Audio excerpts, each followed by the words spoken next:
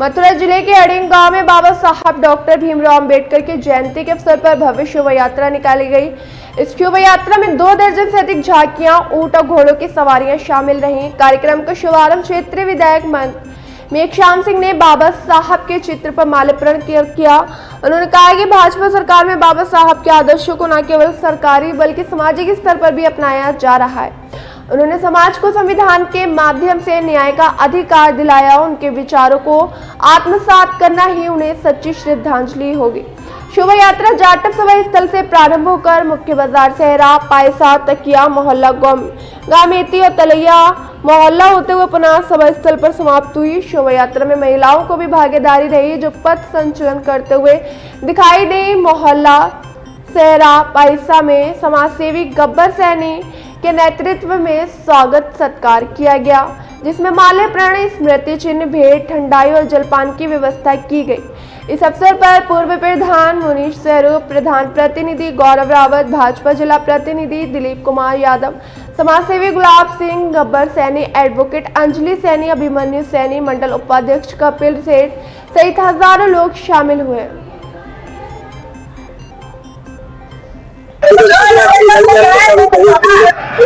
आज बाबा साहब की जयंती के उपलक्ष्य में ग्राम पंचायत अड़ीन के अंदर शोभा यात्रा का आयोजन किया गया। भव्य शोभा यात्रा का आयोजन था, जहां ये गब्बर सैनी जी द्वारा भी इस शोभा यात्रा का स्वागत किया गया। तो आज जो बाबा साहब अम्बेडकर की हम जो जयंती मना रहे हैं, उनसे हमें सीख लेने की आवश्यकता है। लोगों ने बाबा साहब अम्बेडकर को दलितों तक सीमित करके रख दिया, जबकि ये सबसे बड़ा झूठ है।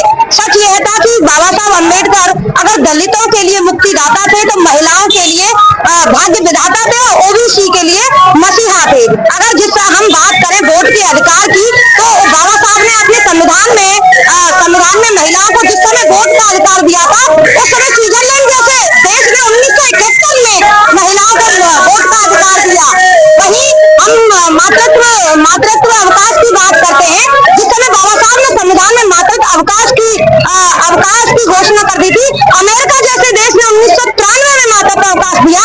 तो इस तरह हम बताएं तो जो बाबा साहब भीमराव अंबेडकर थे, वो दलितों के भी मसीहा नहीं थे, वो महिलाओं के भी मुक्तिदाता थे। वहीं ओबीसी की बात करें तो ओबीसी समाज के लिए बात करें तो बाबा साहब भीमराव अंबेडकर ने, जब तक हम पढ़ेंगे नहीं तब तक हम जानेंगे नहीं। अगर हमको जानना है, अपना इतिहास जानना है, उसके लिए सर्वप्रथम आपको शिक्षा लेनी पड़ेगी, संविधान को पढ़ना पड़ेगा।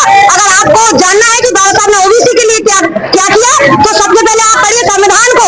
संविधान में 15(4) को खोलिए, संविधान में अनुच्छेद 16(4) को खोलिए, संविधान में अनुच्छेद 340 को खोलिए। जब आपको पता चलेगा कि बाबा साहब ने जब कुछ 3 मांगों को लेकर के जब अपने कानून मंत्री पद से इस्तीफा दिया था, उन्होंने कहा था, जिसमें सबसे पहला जो हिंदू कोड बिल था और दूसरा वही था कि ओबीसी कमीशन गठन किया जाए, जो ओबीसी की जनगणना करे और उनको उनकी आबादी के अनुपात में हिस्सेदारी दे।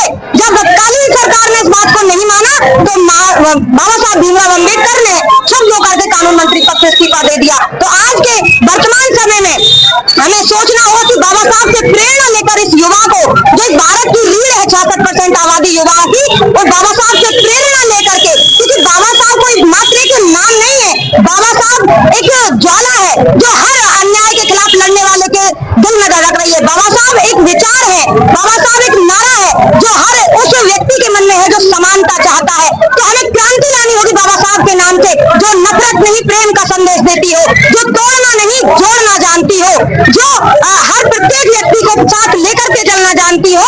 हम एक ऐसे स्कूल से ऐसे बच्चों को निकाले जो भारत दुनिया को चुनौती दे सके। हम हर घर खेत खलियान में इस तरीके से जाए कि जो किसान आज आत्महत्या कर रहे हैं, वो आत्महत्या न कर पाए। तो बाबा साहब से प्रेरणा लेने की जरूरत है और भारत को विकसित बनाने की जरूरत है। हम कहते हैं कि भारतीय संविधान मात्र एक ग्रंथ नहीं है, वो एक कानूनी दस्तावेज नहीं है, वो भारत की एक जीवित श्रेणी है।